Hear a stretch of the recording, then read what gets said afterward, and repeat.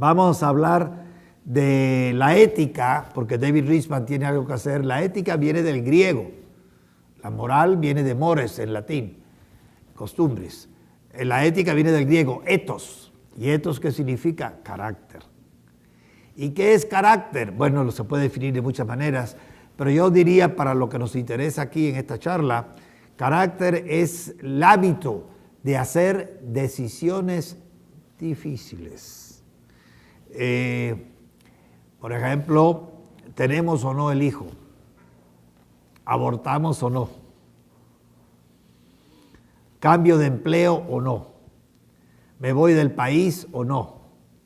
¿Denuncio un hecho que yo creo reprobable y que me puede traer muy malas consecuencias o no lo denuncio?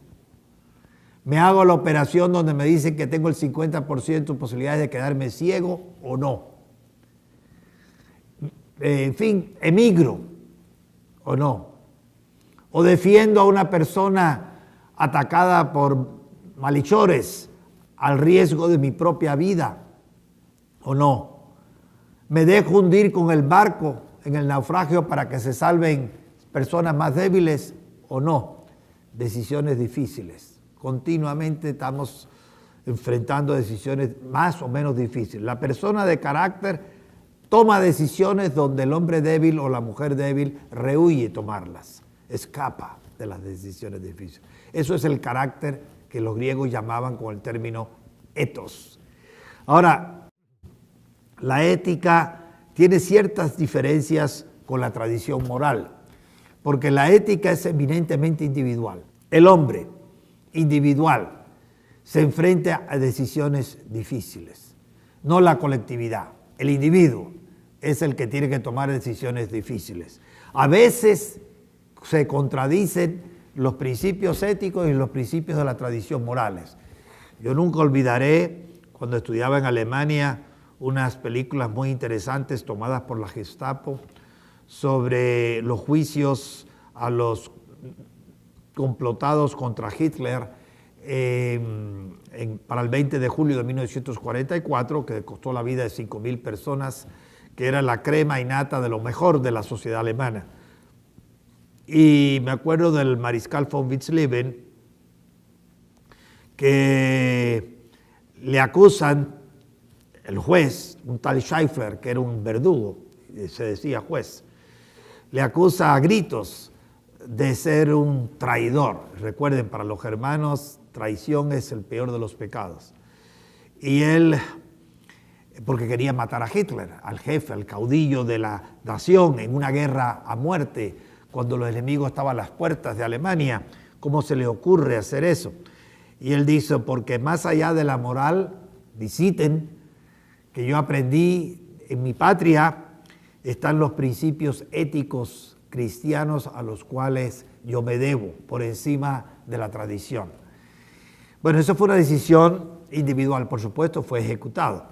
Pero lo dijo con tal serenidad, con tal elegancia, aquel anciano, en un momento tan difícil que uno no puede menos que conmoverse al ver esa fidelidad a principios éticos, aún más allá de los principios morales, puramente individual. No había nadie que lo pudiera orientar ni lo pudiera apoyar. Él tomó la decisión viendo lo que estaba pasando en los campos de concentración. Witzleben, parece que es un nombre von Witzleben. Witz es chiste en alemán y Leben es vida. Debe ser vida chistosa, no sé, pero era un aristócrata.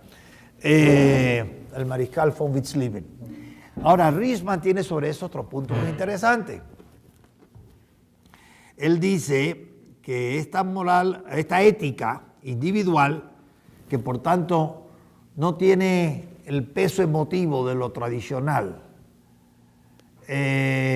no tiene como componente la vergüenza, porque el hombre ético, cuando todo el mundo lo señala con el dedo y le acusa, si él cree que hizo el bien, está tranquilo.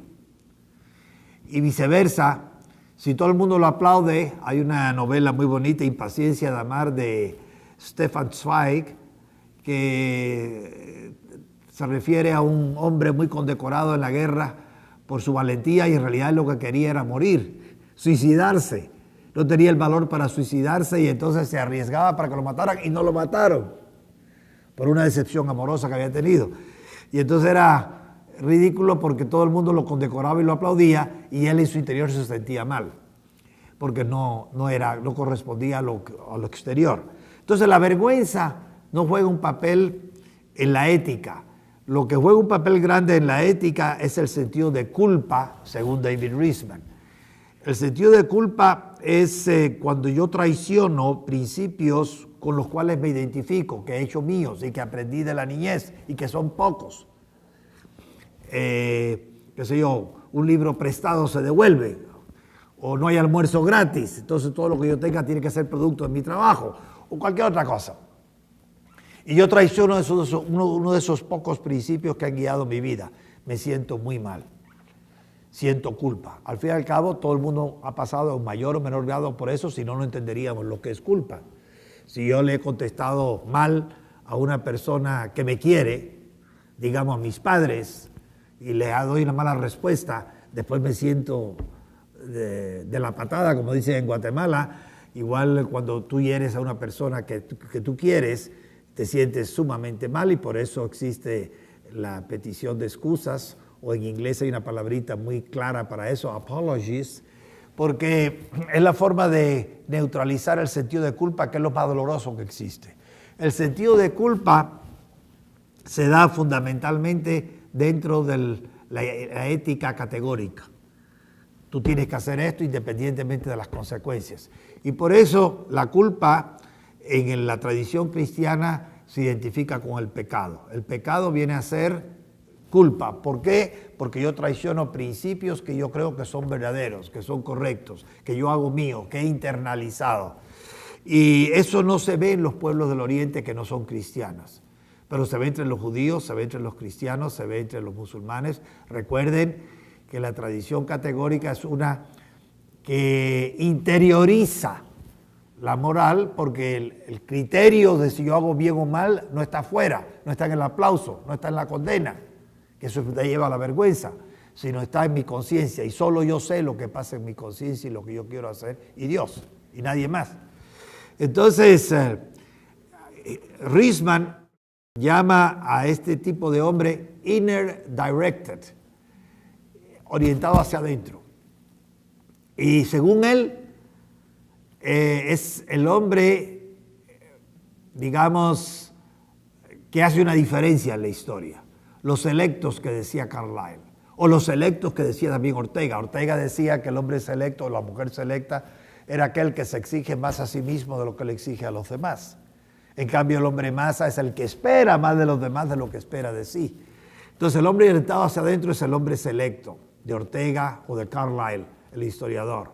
El hombre que hace una diferencia, o la mujer que hace una diferencia, y que se guía por el temor a la culpa.